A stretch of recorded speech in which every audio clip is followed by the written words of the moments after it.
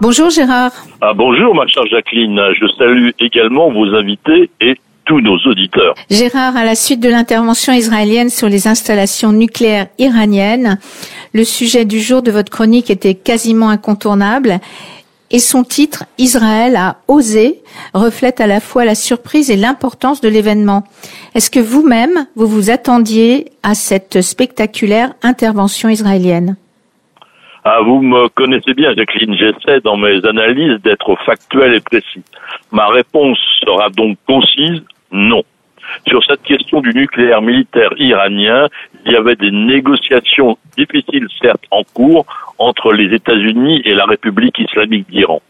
Des pressions extérieures étaient exercées sur la partie iranienne par le rapport de l'Agence internationale de l'énergie atomique, signalant le non-respect par le régime iranien de l'accord de non-prolifération auquel il a souscrit. Des menaces d'intervention étaient clairement lancées par le gouvernement israélien, mais perçues justement dans le cadre de pression pour négocier. Le passage inattendu à des frappes israéliennes pleure sur les installations nucléaires reliées au programme militaire iranien a été pour tous les observateurs une totale surprise, d'autant que le président américain se montrait positif sur l'issue des négociations avec le régime de Téhéran. Comment expliquer alors la décision de l'État israélien de déclencher une attaque militaire aussi forte, incluant des frappes sur des installations et le ciblage de hauts responsables iraniens en vue de leur élimination ?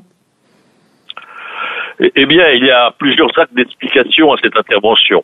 En premier lieu, les États-Unis et Israël ont toujours été très clairs dans leur volonté absolue de tout faire pour que le régime iranien n'obtienne pas l'arme nucléaire. Pour atteindre un tel objectif, il y a deux chemins, l'un diplomatique, l'autre militaire. L'option des frappes représentait toujours une possibilité et le gouvernement israélien ne s'en est jamais caché, même tout au contraire. En deuxième lieu, il faut savoir que depuis une vingtaine d'années, les États-Unis et Israël ont bâti une coopération de renseignement de façon à ce que l'Iran n'obtienne pas l'arme nucléaire. En deuxième lieu, il faut que depuis une vingtaine d'années, donc il y a cette collaboration sur les recherches nucléaires et le programme était vraiment un programme destiné aussi à l'action. La célèbre usine d'enrichissement d'uranium à Natanz a été l'objet de cyberattaques préparées par Israël et les USA entre 2008 et 2010. Oui, il y a déjà une quinzaine d'années. Le Conseil national de la résistance iranienne, le CNRI, avait révélé au gouvernement américain l'existence d'un programme nucléaire militaire secret voulu par le régime. Puis, de 2010 à 2012, 4 autres responsables scientifiques iraniens ont été physiquement éliminés, 2 autres blessés par des opérations de commando à Téhéran même. Ces 2 opérations avaient été désignées sous le nom de code de Torche et Jeux Olympiques. Mossad et CIA peuvent aussi se laisser aller à l'humour. Enfin, il faut ajouter qu'il faut toujours prendre en compte la règle numéro 1 de l'art de la guerre, la surprise. C'est en attaquant par surprise l'adversaire que vous avez la plus grande chance de réussir votre attaque. Ce fut le cas avec l'attaque israélienne dans la nuit du 12 au 13 juin. Merci Gérard. Alors vos mots, je remarque, évoquent surtout le régime iranien et non pas l'Iran. Faites-vous volontairement le distinguo ? Eh bien, Jacqueline, je rends hommage à la qualité de votre écoute, car effectivement, je prends soin de faire cette différence, car elle est fondamentale dans la compréhension globale de cette situation. Le régime impérial avec le Shah d'Iran, donc antérieur au régime religieux actuel, entretenait de bonnes relations avec Israël et avait reconnu très tôt son existence. C'est le régime religieux actuel des mollahs, le régime de la République islamique d'Iran, qui a déclenché cette haine envers Israël et entrepris depuis maintenant 46 ans tout ce qui lui était possible de faire pour mettre fin à l'existence d'Israël. Donc, historiquement, le peuple iranien, l'Iran, n'a jamais été l'ennemi d'Israël. C'est le régime actuel à Téhéran qui a créé cette situation. Je lui en donne donc pleinement la responsabilité. Gérard, il y a quand même un élément, moi, qui me frappe dans cette situation. L'Iran met souvent en avant ses partenariats et accords stratégiques avec la Russie et la Chine. Un accord stratégique crée forcément un lien fort. Vous l'avez évoqué avec nous. Or, de façon surprenante, ni la Russie ni la Chine ne volent au secours de leurs partenaires en ce moment. Perspicace analyse, Jacqueline. Je suis ravi de répondre à cette question qui n'est pas du tout abordée dans les médias. Seul IDFM montre cette lucidité.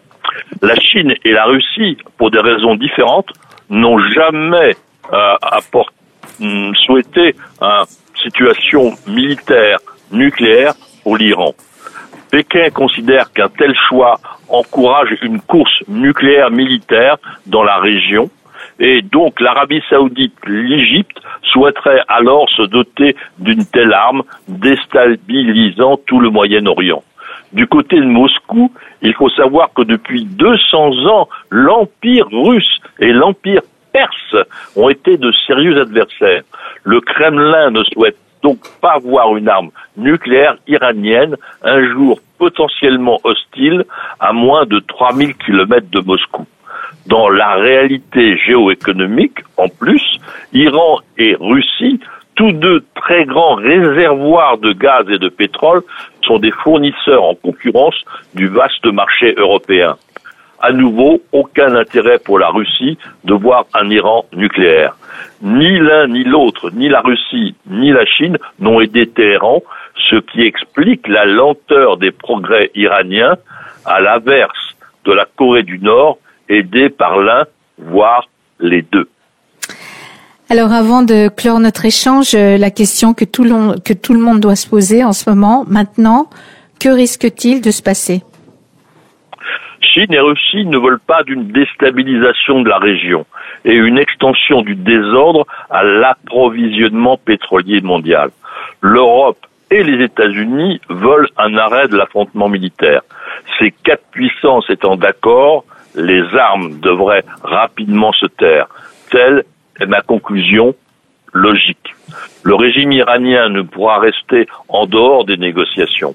Mais, après la chute de ses alliés régionaux, Hezbollah, Hamas, régime syrien et ses difficultés économiques et sociales récurrentes, le voici à nouveau affaibli, ce régime iranien, sur un point essentiel à sa survie.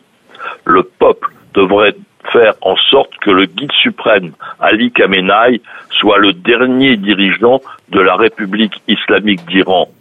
Le peuple, la jeunesse, les femmes ont soif de liberté. Merci Gérard pour cet éclairage sur l'Orient compliqué et meurtri. Souhaitons que votre analyse positive rejoigne les faits. C'est ainsi que se termine votre chronique Décryptons le monde. Je rappelle à nos auditrices et auditeurs qu'ils peuvent retrouver vos articles et interventions sur votre site www.lemondedécrypté.com.